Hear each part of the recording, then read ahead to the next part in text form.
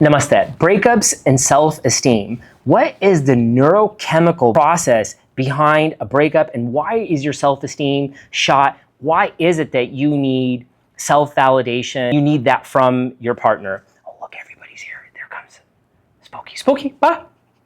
Spooky, ba. And look at Ajay making biscuits. Can you hear him? And there's Suwarna. Oh, got it. Huh? So cute. When it comes to the neurobiology of breakups and why your self-esteem is shot is not because you're some big problem and you're crazy. You're thinking to yourself, I'm so crazy, I need this person back. If I get them back, then I'll feel better. All has to happen is just this one little thing. And when we fix and we deal with this and we find coping strategies for this, we just need to be stronger. We gotta have a stronger bond in the relationship. But what if it doesn't happen? What's gonna happen then? Oh man, am I gonna be alone? You're thinking to yourself, you're gonna be alone forever. You're thinking to yourself, you'll be rejected forever. You're thinking to yourself that nobody will ever like you. What you're going through is neurobiologic warfare. The neurobiologic stress cascade is on full activation. Your cortisol levels are sky high. The oxytocin bond that you have with yourself is not there because you depend on somebody else for validation. You depend on somebody else for your self-esteem. The dopamine, you want something quickly. I need to call them. I need to fix it. Let's just get on the phone. We'll just meet up. And then you have problems with your sympathetic nervous system where the epinephrine, norepinephrine are sky high, got that fight or flight, the increased adrenaline. And then the serotonin levels, which is the validation levels, are plummeting. The neurobiologic warfare that's taking place is not some abnormality. But what can you do at this point? 60 seconds after a breakup, an hour after a breakup, a day, but more importantly, is my content is more prevention is better than cure. I mean, if you're going through something acute, I don't give medical advice, first of all, in a room. I just inspire. Here, I'm definitely not giving you advice. I'm just inspiring you through my story. MRI studies show that after a breakup, cocaine withdrawal and breakups can activate the same parts of the brain. You literally are experiencing physical pain here in the chest and in your brain. In this 4-part series, we talked about the pain of what happened when you're younger, the resentment and how that turns into a resentment implicit bias and what you can possibly do to accept that, not overcome it. And then here we're going to talk about the neurobiology of resentment and the neurochemicals behind the self-esteem and the breakup. And in the next one, we're going to talk about neurospiritual sovereignty, where you can be free of the emotions after a breakup. Before, when I would go through a breakup, full on neurobiologic warfare. The cortisol is high, the oxytocin is low, the serotonin drops. I need dopamine really quick. What am I going to do? Of course, I was smoking cigarettes, I was eating chips, I was eating sugar, I was drinking a lot, I was gambling, I was talking to people that were complaining, narcissistic traits of being condescending, lacking empathy, blaming others, blaming myself. I'm stupid, I'm dumb, everybody's stupid, everybody's dumb, judgment, implicit bias. My dad did that to me. Because of that, I'm like this. Oh, it's my anxiety, it's my bipolar, it's my ADHD. It's because of that.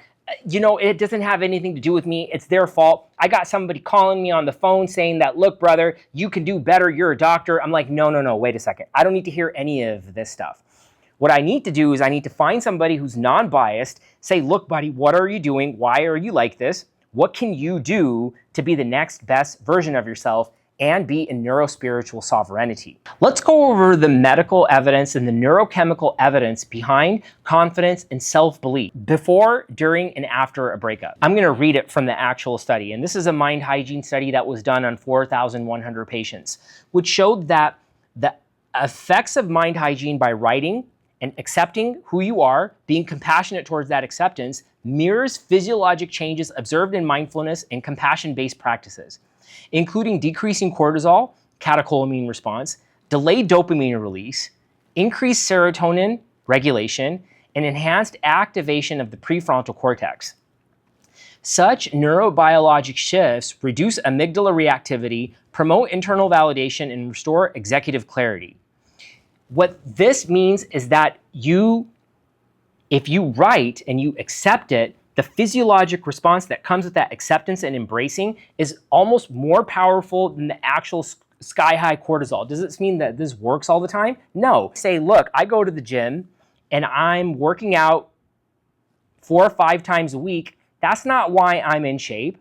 The reason why I'm in good shape is because I eat right at least 90 to 95% of the day, every single day with no time off. You gotta be obsessed. I was telling a patient just today, if you wanna keep weight off, I was overweight most of my life. You see some of my before pictures, you're like, who the heck was that?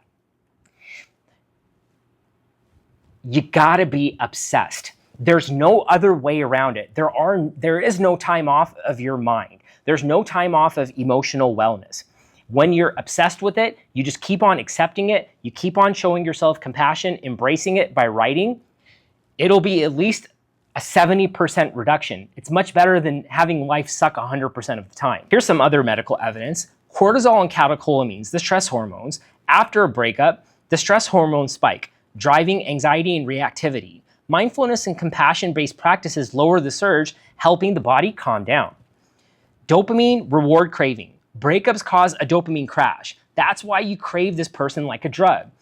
With neurochemical consecration, dopamine becomes delayed and rewired towards purpose and discipline instead of obsession with your ex. When it comes to neurochemical consecration, we're talking about the opposite of neurobiologic warfare. I'm stressed out. No, how do I not be stressed out? Well, let me consecrate to this, and then the neurochemicals automatically rebalance for that time. That means I'm not going to transform. I'm just going to say, look, I'm going to surrender. Consecration is surrendering to my higher purpose. My higher purpose is that I want to feed the poor, purify their water. I've been to Haiti multiple times. I've done medical work in India. I want to do that. In order for me to do that right now, if I just accept and embrace myself, I'll be able to get there a lot quicker, instead of having things rent space in my head. And for me right now, monastic solitude seems to be the way to reduce some of that stress. I want to spend time with somebody else. I'm going to set boundaries with myself. Finally, I love myself and I think I'm a good person. I didn't think that way before. I'm not stressed out about that part of my life anymore because I've written about it and I've forgiven myself. And when you do that, when you consecrate and you surrender and you say, look, it's for a higher purpose. I'm never going to want to do it. I'm just going to do it anyway. The neurochemicals don't have power over you. There will be a link in the description to a Mind Hygiene PDF that you can download to see how you can believe in yourself every second when nobody's watching you. Also, there is going to be a link to a Mind Hygiene study that you can follow along as well. And if you found this video useful, please subscribe, hit the notification bell. I'll be dropping videos every Wednesday at 4 p.m. Pacific Standard Time. Also, like the video, share a comment, inspire us, coach us, and let us know what you're doing.